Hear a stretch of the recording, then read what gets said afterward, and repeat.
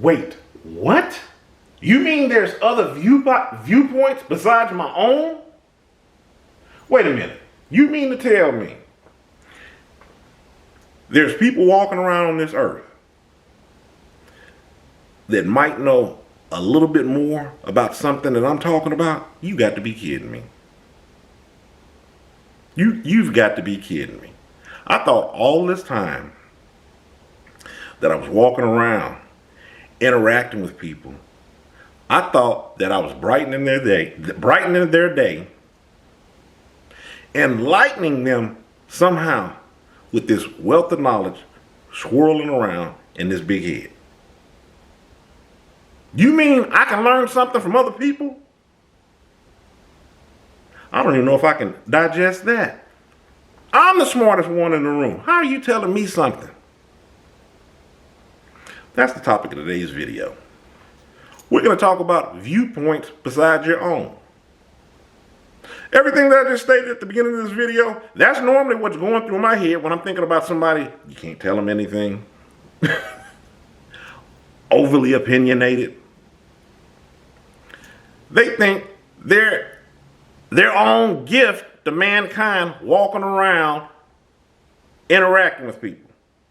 They're blessing them with the knowledge that's up off in their head.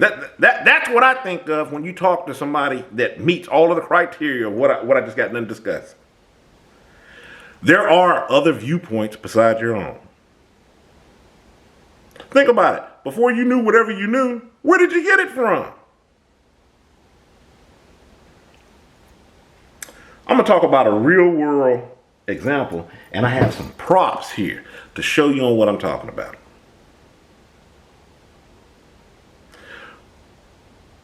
It was more than a few years ago. I don't know, probably 5 years ago. I remember my wife, she had found this, and I know somebody will probably leave in a comment to say, man, he didn't know the name of that? That's whatever they went to do, that's the name of this. But it's slipping my mind right now. I don't remember what it was. But she took us to this sort of like an arts and crafts store that she had found, to where basically you would paint on, you know what, let me just get the props. Everything is slipping my head right now. You would paint on little, you would go into it and it had a bunch of little sculptures, you know, small, medium, and large, and then you would paint them. And after you painted them, you know, you come back to pick them up because they would wait for them to dry, and then they would dip them in, I guess, like this gloss. Basically put the finishing touches on it, you know, cure it, if you will. It was almost like a pottery shop. It was like I stated, it was craft for painting and things, and that's what this shop did or specialized in. Hope I didn't give away with just itching my ear on. Okay. Okay. Well, anyways, we all sat down as a family, and each of us picked out whatever we wanted to pick out, and we painted it. So, me having a little bit of art up under my belt, like in the draw, I always took art every time it, you know, came up in school. Not saying I'm an artist, plus, you know, if you don't keep up on these skills, they'll fall off. So I picked up my figure of what I wanted to paint. I think that was the word that I was looking for earlier, figure. But anyways, picked up my figure, and I'm like, yeah, I can see me doing this. I can see me bringing some life to this subject. So we all did. So we sat down, and we began painting. And I'm taking it real serious.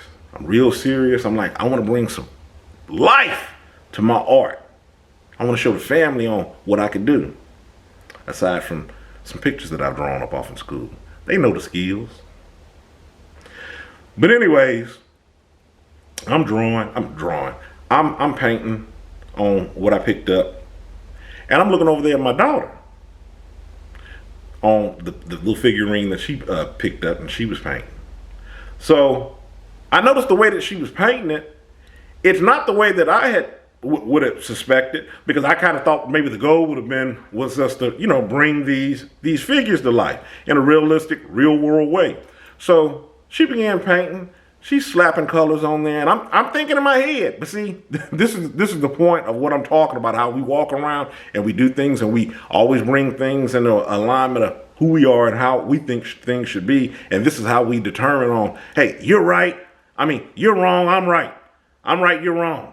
we pick up like this judgy mentality. So my daughter, she begins painting her figure. I'm like, you know, she's just slapping colors on there. I don't think she's taking this seriously. I'm like, maybe she's just doing it just to do it. I'm just like, you know, and then I really didn't put much more thought into it. It just kind of made me hunker down and do what I was doing even more so. So I'm like, okay. Not that it was anything bad, but it's just, you know, thoughts that crossed my mind. I'm like, maybe I should give her some pointers on how we should, you know, be doing this. But I'm like, she's well aware of the figure that she has. I'm sure she's doing it the way that she wants to do it. So we finish up, leave the figures. A couple of weeks go by. I think we went up there and picked them up as a family. Yeah, we did. So went up there to pick up the figures. I got mine. I'm like, whoa, that's pretty cool. That's pretty clean, I ain't. You got that owl there.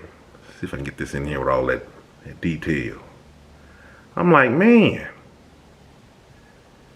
Yeah, look, you painted in his ears there. And you know what? They didn't look this cool when we first painted them because that gloss really brought out all the detail.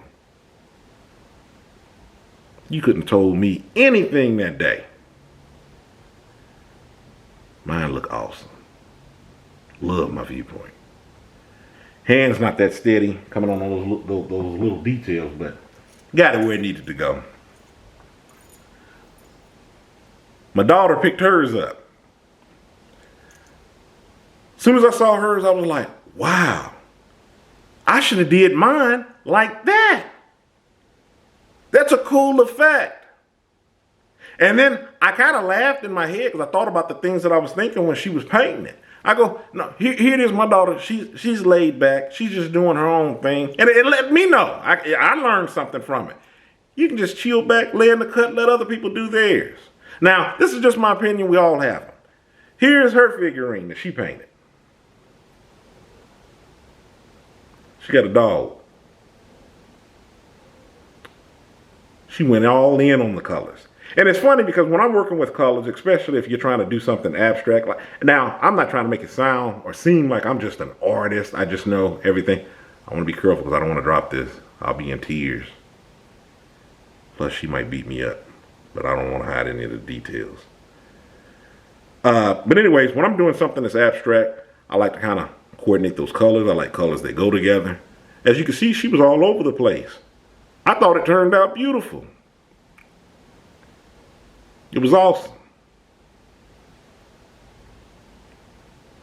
Her view of how she saw the end result of how her puppy dog was going to turn out.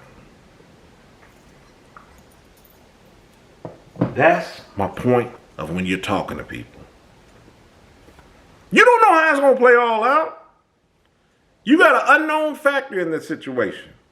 Even if it's something that you swear up and down you know to a T. You don't. You don't know the next words is getting ready to come out of a person's mouth. You can anticipate, and through past interactions, you can kind of have an idea, well, I kind of feel this is going to go this way. But with human, there's a lot of unknowns with us. You don't know. It's a reason why you're interacting with them. You're getting their take on whatever's going down. And that's the point of what I'm talking about. About having this judgy attitude towards others, not realizing there's another viewpoint or seeing something besides your own, thinking what other people are bringing to the table is not valid. I just wanted to show that real world example of how you can find yourself in situations. And think about it. You can miss out. Just like with these two figurines here. Me walking in with this perspective. Now, in my opinion, hers looks way better than mine. It's my opinion. Walking into life interactions, that viewpoint of your own, disregarding the beauty of what somebody else is bringing to the table, and walking away exactly like this, instead of with the new perspective on things. I don't even think I need to add anything else up to this video. Her figurine helped make the point that I'm trying to make exactly. That was the topic of today's video. Don't be so narrow-minded, man. I mean, Stay encouraged, avoid being discouraged. Check out the book that I've written, I Ain't Kilimanjaro's The Arithmetic of Family Communication. You can get the book on Amazon, a paperback or an ebook copy. I'll leave a link in the description box. See, this is the reason I'm always adjusting my feet. Because if I'm not, with my hands flailing and swinging, I might be hitting the camera, kicking the camera, just got a mess going on here. But stay encouraged, avoid being discouraged. I'm Ayin. You have a good one.